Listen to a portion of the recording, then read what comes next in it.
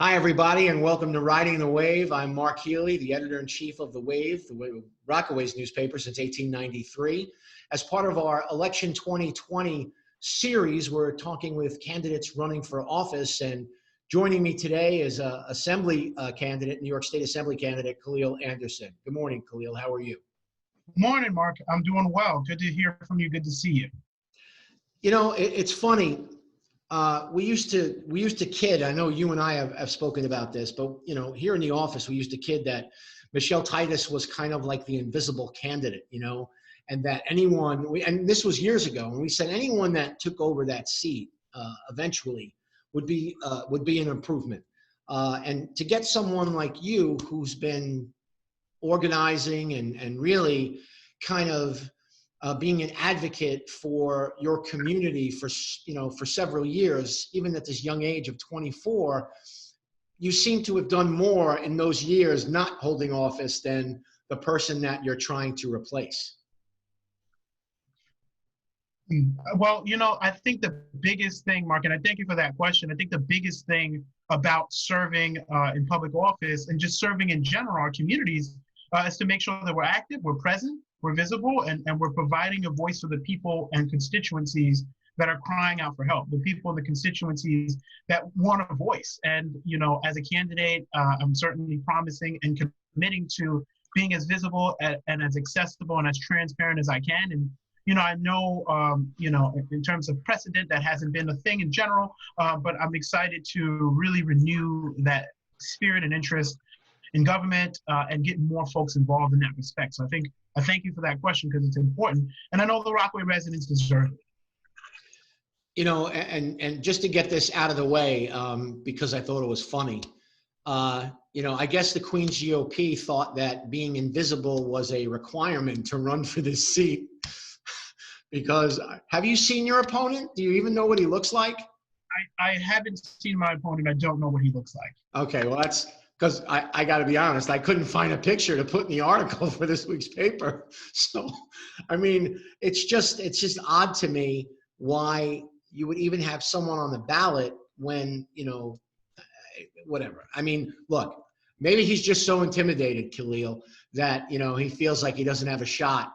But, at least engage. And anyway, so that's just an aside. I wanted to clarify that because I honestly didn't know the answer if you've ever seen the candidate that you were running against.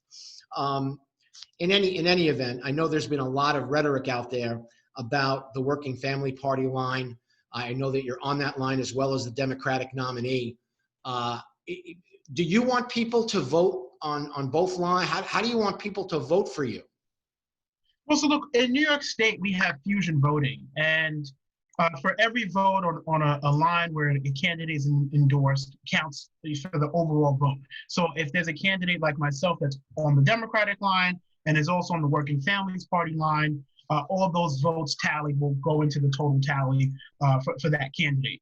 And so, I was early endorsed by the Working Families Party in late March and as part of the primary. And I'm certainly advocating and pushing for folks to continue to vote on that line because in this moment, we want to make sure we preserve third parties in the state of New York, right? Right. The laws changed, right, during voting reform, and that happened last session or the session before. And we want to make sure that that's still in existence and the Working Families Party is committed to working class families who live and breathe here in the Rockaways and have worked really hard to secure the basic necessities here in the Rockaway, and they deserve to have representation in government. So I am absolutely encouraging folks to vote, get out early, vote by mail, to vote on election day, but just have a plan to vote and to definitely consider voting on the Working Families Party line because they're committed to working class families across the Rockaway community. Obviously, I know you've been very involved with, organizing and certainly representing your community and trying to solve problems for folks that can't solve the problems themselves. You and I know that when I send you something, if somebody reaches out to me that I know is from your community, I will always send it to you and let you know about it because I know that you're responsive.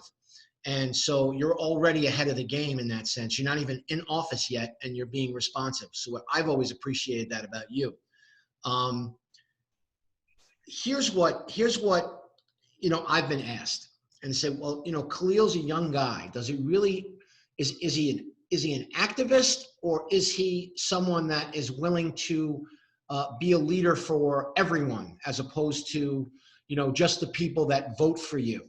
Because there's going to be people that like the idea that you're young. They like the idea that you're like starting fresh, but they may not agree with all of your public stances on law enforcement, for instance. And I know that we contacted you recently when there was a shooting in the neighborhood, and you said it was unacceptable. So how does Khaleel Anderson plan to find common ground with law enforcement that's trying to solve some issues, and some of your constituents and yourself who have complained about law enforcement in the past? How are you going to bridge that gap?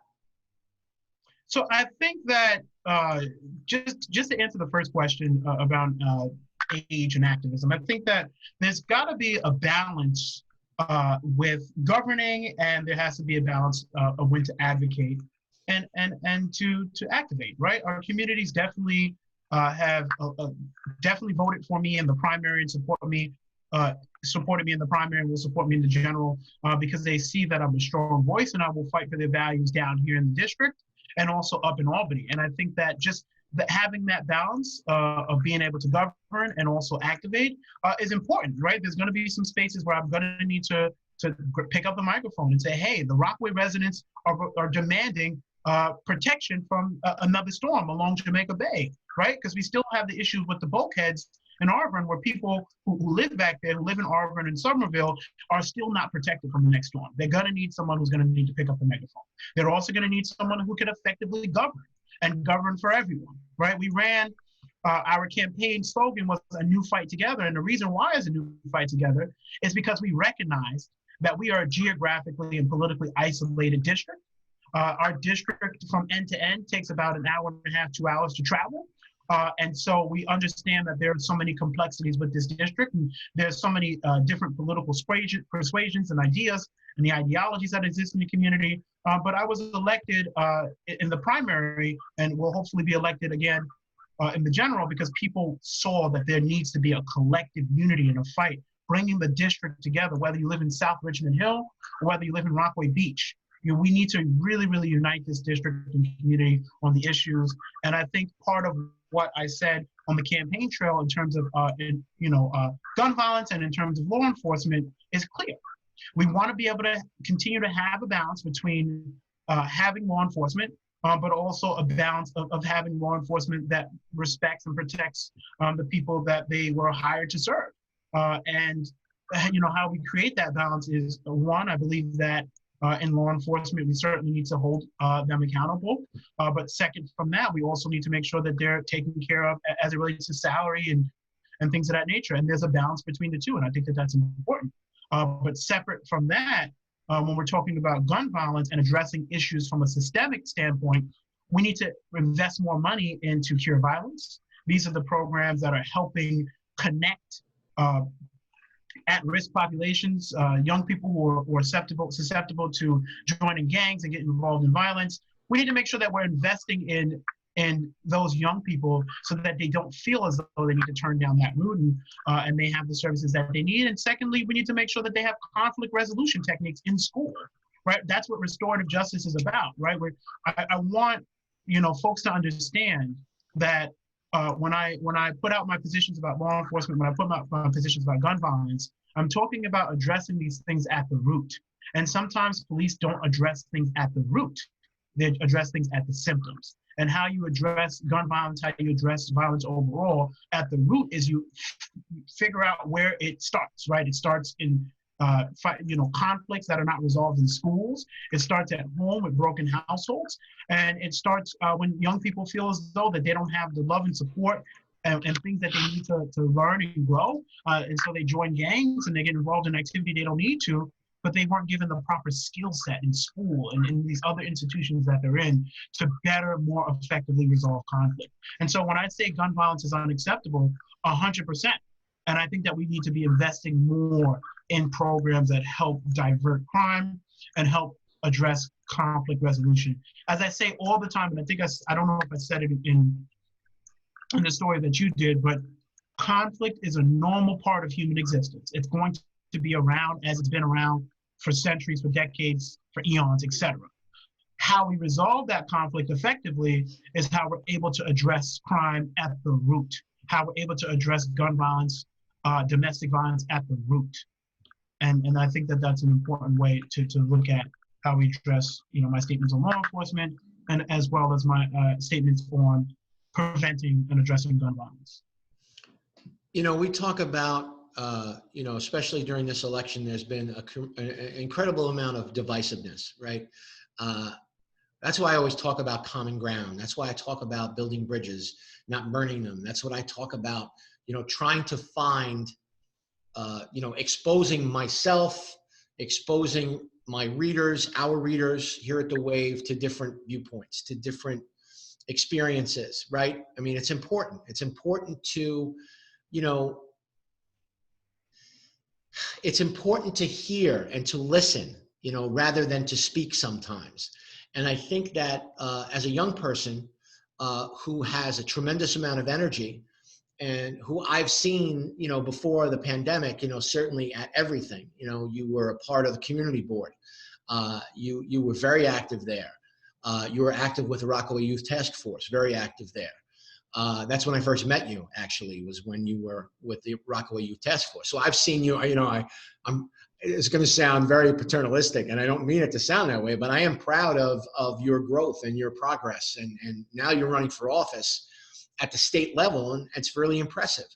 But one of the things you're going to be asked to do when I speak about those themes of common ground and building bridges is to be a legislator, to help write laws, to vote on laws that are going to benefit the community and the constituents that you represent.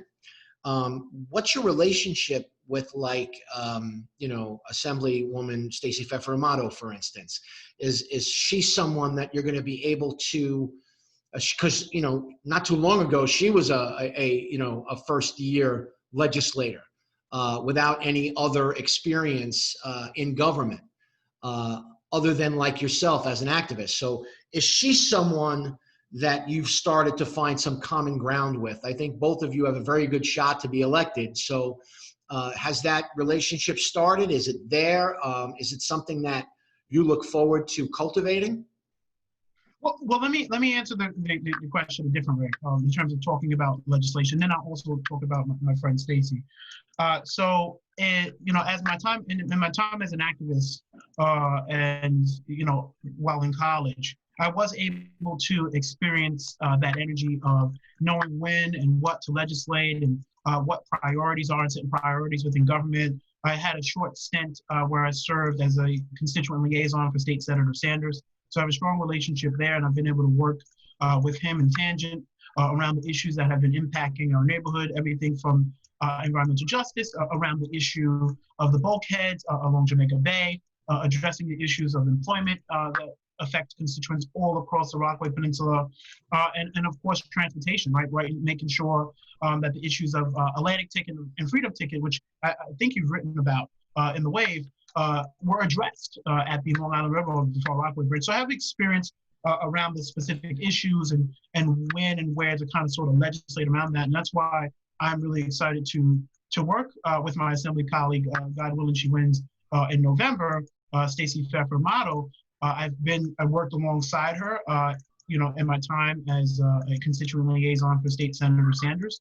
I've worked with her in the political space on the campaign in 2018, and I'm certainly have met with her after the election. She was one of the first people I met with because she's my neighbor.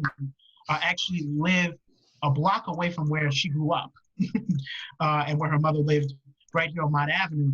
And so I definitely think that that relationship is important, and it's certainly good to have two people representing the Rockaways. So some of the things that we discussed, without going into too much detail, is really looking at how we could address the flooding and environmental justice issues that we have here in the Rockaways, working with her on addressing violence that happens in the community, whether it be it domestic or be it gun violence. We certainly discussed some of those things. And there's so many spaces for me and Assemblywoman Stacey Pfeffer Model to partner. We both are angry with the A train. I think that's a general Rockaway thing. We're both angry with just the idea that the ferry doesn't service enough of our collective constituencies, right? Because there's a lot of constituencies that we both represent, bit of no overlappage, but it's just like across the street here, across the street there. So mark the lines. But certainly there's so many exciting ways to partner with the Assemblywoman. And I know she was on this program a couple of days ago, just speaking about some of the issues that face Rockaway residents. And I'm ready, willing, and able to unite with the Assemblywoman and create a One Rockaway platform and strategy that could really work to address some of the systemic underlying issues that impact the Rockaways. And I'm looking forward to that partnership. Well, I'm always rooting for a Queens College alum like myself, to certainly do some great things. And when I think about your candidacy and I think about, what's in store for, really, let's be honest, that district has not had proper representation in quite some time. And I think that whether you agree with Khaleel, folks, whether you don't agree with Khaleel, I know that you're going to work hard, and I know that you're going to take it seriously. And I know that, and again, whether or not, everyone is going to light a candle every time they hear your name, that's going to be the thing I think that will be your initial probably thing that you have to deal with is all of a sudden now as the assembly member, you're going to get blamed for a lot of stuff that you had nothing to do with. So there's going to be a lot of catch-up work. Are you prepared for that? I mean, have you contacted or spoken with anyone from Titus's office as to like what is going to be waiting for you, like when you take over the seat, if you win?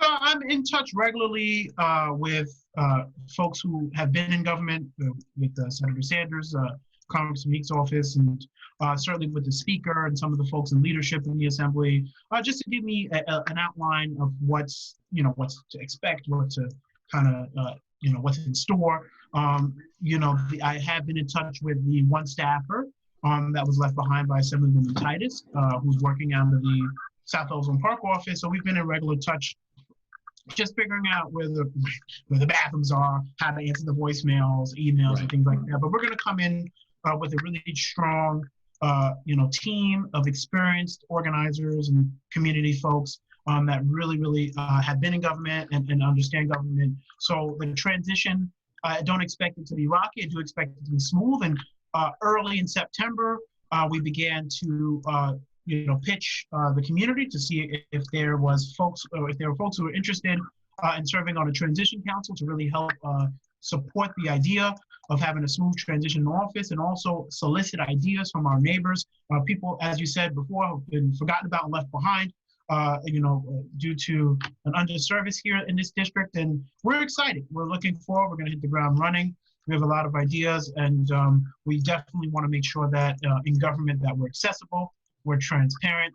And anytime you give me a ring, Mark, and I'm not up in Albany banging my head against the wall because the legislation is so tough in negotiating. Well, I can't wait for your district to finally have a regular official point of view column in the Wave, because we've been missing, we haven't had one from that district in a long time. So I'm looking forward to, your office and you being part of our paper on a regular basis. I look forward to having you on the podcast, and certainly really look forward to hashing things out with you when we disagree. I really am looking forward to, and I keep saying that, but I really am. I mean, your energy is contagious, and I'm thrilled. I mean, I'm thrilled that at this young age, you're starting your, and in some ways, let's be honest, I mean, you've been on this path for quite some time. So look, Not good. plans, Mark, not plans. Well, good luck. Good luck on Election Day, Khalil. It was great talking with you. And, we're really looking forward to your ascension to the assembly seat. Thank you so much, Mark. Looking forward to working with you. Take care. With you.